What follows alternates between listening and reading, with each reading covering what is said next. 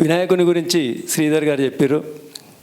Sridhar first వినాయకుడికి జంజము, కండువ, పట్టు వస్త్రాలు సమర్పించాలి అనుకున్నప్పుడు ఖైరతాబాద్లో అప్పుడే కొత్తగా వచ్చిండు శ్రీధర్.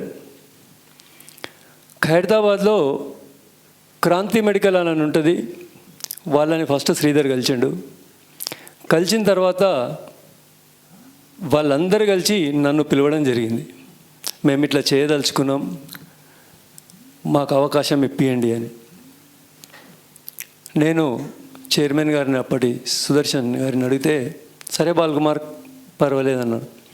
ఫస్ట్ టైం శ్రీధర్ పెట్టిన తర్వాత పద్మశాలి సంఘం ఖైరతాబాద్ నియోజకవర్గం అనేదానికి చాలా పెద్ద పేరు వచ్చింది. దాంతోపాటు వీళ్ళకు కూడా పేరు వచ్చింది.